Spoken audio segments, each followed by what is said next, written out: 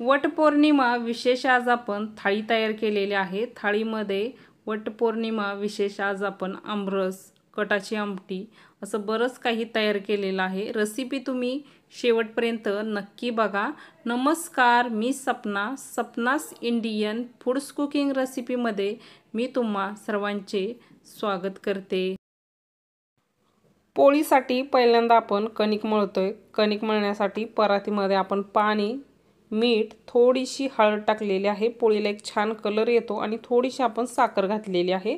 साखर थोडीशीच घालायची आहे, त्यामुळे काय होतं पोळीला एक छान असा ब्राऊन कलर येतो, म्हणून आपण इथं साखर घातलेली आहे। पीठ इथं आपण चाळून घेतोय। पोळीसाठी नेहमी पीठ घेताना आपल्याला चाळूनच घ्यायचं आहे, त्यामुळे काय होतं कधी कधी पिठामध्ये गहू येतो अख्खा जशाचा तसा, त्यामुळे पोळी फुटते। त्यामुळे आपण पहिल्यांदाच पीठ चाळून घ्यायचं आणि कणिक मळून घ्यायची। इथं आपण कणिक चांगली मळलेली आहे। कणिक मळल्यानंतर सुद्धा आपल्याला कणिक 5-1 मिनिट ना चांगली हाताने मळून घ्यायची आहे परातीमध्ये। त्यामुळे काय होतं कणकीला एक चांगला चिकटपणा तयार होतो आणि पोळी फुटत नाही। त्यामुळे इथं आपण 5-1 मिनिट ना चांगली कणिक मळून घेतलेली आहे। कणिक मळल्यानंतर मगच आता इथं आपण एक पातेलं घेतलेलं आहे, त्यामध्ये थोडंसं पाणी घेतलेलं आहे। त्यामध्ये आपण 15 मिनिट एवढी कणिक भिजवून घेणार आहे, त्यामुळे कणिक पण छान अशी भिजल्या जाते आणि 15 मिनिटांनी आपण काढून घेणार। डाळ आता आपण शिजायला घालतोय, त्यासाठी इथं आपण 1 पेला एवढी डाळ घेतलेली आहे। इथं आपण 4 ते 5 माणसांसाठी ना पोळ्या बनवतोय, त्यामुळे मी 1च पेला डाळ घेतलेली आहे। डाळ चांगली आपल्याला स्वच्छ धुवून घ्यायची आहे 2 पाण्याने आणि नंतर मग इथं आपण कुकरमध्ये ओतून घेतलेली आहे। आपण 1 पेला डाळीला ना 5 पेले एवढं पाणी घालून घेणार आहे। नंतर मग त्यामध्ये आपल्याला थोडंसं ना तेलही घालून घ्यायचं आहे। तेल घातल्यामुळे काय होतं जेव्हा कुकरच्या शिट्ट्या होतात ना तेव्हा पाणी बाहेर येत नाही, त्यामुळे आपण इथं तेल आणि हळद घालून घेतलेली आहे। आता कुकरचं झाकण लावून फुल गॅसवरती 1 शिट्टी आणि मीडियम गॅसवरती आपण 4 शिट्ट्या घेणार आहे। पोळीबरोबर खाण्यासाठी रस तयार करतोय, त्यासाठी इथं आपण 4 आंबेना पाण्यामध्ये अर्धा तास एवढे भिजवून घेतलेले आहेत। अर्धा तास भिजवून घेतले म्हणजे रुचिक सगळा निघून जातो, त्यामुळे इथं आपण अर्धा तास भिजवून घेतलेले आहे। आता रुचकाचा भाग आपण चाकूने काढून घेतलेला आहे। आता आंब्याची ना आपल्याला सगळ्या आंब्याच्या साली काढून घ्यायच्या। साली काढल्यामुळे नंतर आपल्याला गर पटकन काढता येतो, म्हणून इथं आपण सगळ्या आंब्याच्या ना साली काढून घेतलेल्या आहेत आणि कैरी वेगळीकडे आणि साली वेगळीकडे ठेवलेले आहे।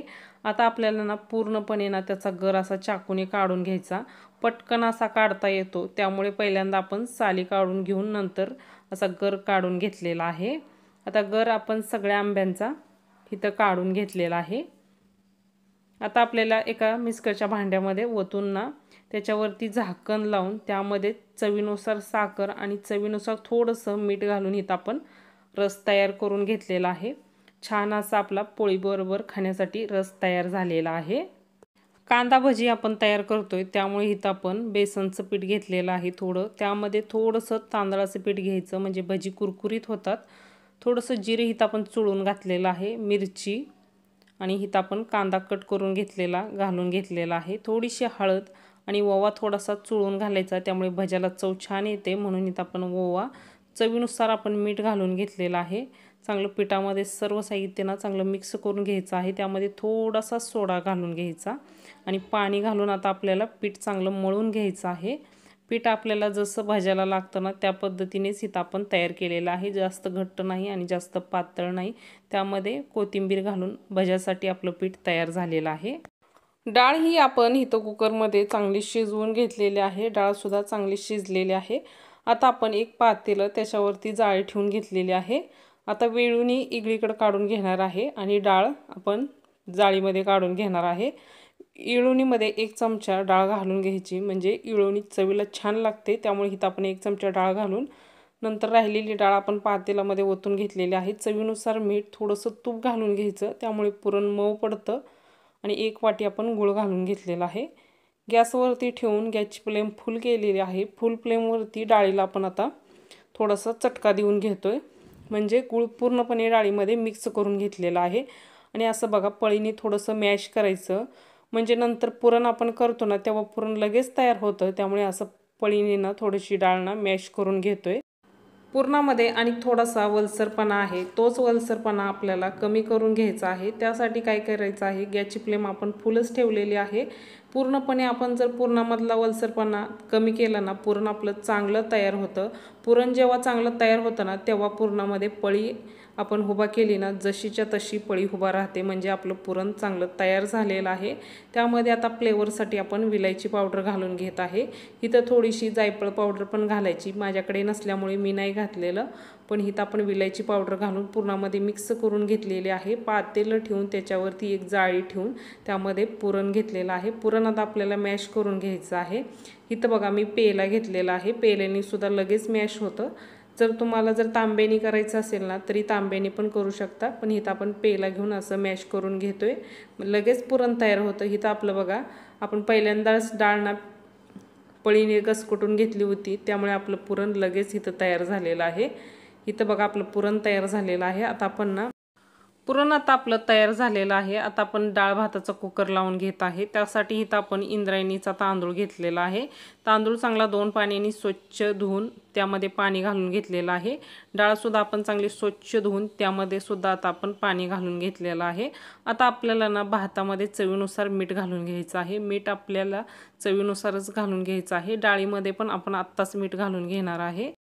इथं आपण कुकर घेऊन त्यामध्ये पाणी घालून घेतलेलं आहे। पहिल्यांदा आपण डाळीचा टोप लावून घेतलेला आहे, नंतर मग भाताचा टोप लावलेला आहे, नंतर मग आता आपण त्याच्यावरती झाकण लावणार आहे। झाकण लावून कुकरच्या आपल्याला 4 शिट्ट्या घ्यायच्या आहे, गॅसची फ्लेम फुल ठेवून।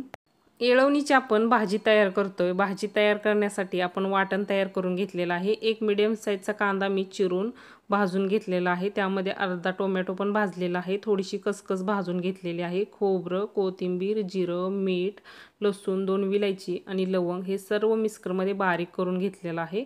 गॅसवरती पातेलं ठेवून त्यामध्ये आपण तेल ओतून घेतलेलं आहे। मोहरी आणि लसूण आपण पाकळ्या घालून घेतलेल्या आहेत। तेलामध्ये थोड्याशा त्या तडतडू द्यायच्या। 2 तेजपत्ताही घालून घेतलेले आहेत। 1 चमचा मसाला, कढीपत्ता, थोडीशी कोथिंबीर, थोडीशी हळद तेलामध्ये आता चांगलं आपण ते मसाले ना मिक्स करून घ्यायचे। मसाले तेलामध्ये चांगले मिक्स झाले की नंतर आपण जे वाटण तयार करून घेतलं होतं ना, ते वाटण ना मसाल्यामध्ये चांगलं मिक्स करून घ्यायचं। वाटणाला सुद्धा आता आपल्याला चांगलं तेल सुटेपर्यंत वाटण चांगलं भाजून घ्यायचं आहे। पहिल्यांदा इथं मी गॅसची फ्लेम लोच केलेली आहे आणि लो फ्लेमवरती आपण ना वाटण चांगलं तेलामध्ये भाजून घेणार आहे। आणि नंतर मग आता आपण ज्या भांड्यामध्ये वाटण तयार करून घेतलं होतं ना, त्या भांड्यामध्ये मी थोडंसं ना पाणी घालून ना ते वाटणामध्ये घालून घेतलेलं आहे। नंतर मग वाटण आपण त्यामध्ये मिक्स करून घ्यायचं आणि तेल सुटेपर्यंत आपण वाटण इथं भाजून घेतलेलं आहे। आता आपण जी येळवणी काढून घेतली होती ना, ती ओतून घेतलेली आहे। येळवणी ओतल्यानंतर गॅसची फ्लेम फुल करायची आणि फुल फ्लेमवरती येळवणीला आपल्याला एक चांगली उकळी येऊ द्यायची आहे। एक चांगली खळखळून अशी उकळी आली की नंतर आपल्याला काय करायचं आहे, गॅसची फ्लेम लो करायची आहे आणि लो फ्लेमवरती इथं आपण 5 मिनिट एवढी येळवणी शिजवून घेतलेली आहे। तयार झालेली आहे आपली येळवणीची आमटी। आता आपण भजी तळून घेऊया। त्यासाठी मी गॅसवरती कढईमध्ये तेल कडकडीत असं गरम करून घेतलेलं आहे। नंतर मग त्यामध्ये आता आपण भजीचं पीठ सोडून घेणार आहे। इथं आपण कांदा भजी बनवतोय। सर्व भजी सोडल्यानंतर मग काय करायचं, गॅसची फ्लेम जरा लो करायची आणि लो फ्लेमवरती भजी चांगली तेलामध्ये तळू द्यायची, त्यामुळे आतमध्ये चांगले कुरकुरीत अशी भजी तयार होतात आणि छान तळली की टेस्टला पण चांगली लागतात आणि त्याचा त्रास पण होत नाही। म्हणून इथं आपण गॅसची फ्लेम लो ठेवून ना भजी सगळी तळून घेतलेली आहेत। छान अशी आपली भजी पण तयार झालेली आहेत। त्याच तेलामध्ये आता आपण ना कुरुडी आणि पापड तळून घेणार आहे। आता पहिल्यांदा आपण त्यामध्ये कुरुडी टाकून घेऊया आणि कुरुडी तळून घेऊया। छान अशी आपली कुरुडी सुद्धा तळून झालेली आहे। नंतर मग त्याच तेलामध्ये आता आपण पापड पण टाकून घेतलेला आहे आणि आपला ताटाला लावण्यासाठी पापड सुद्धा तळून झालेला आहे।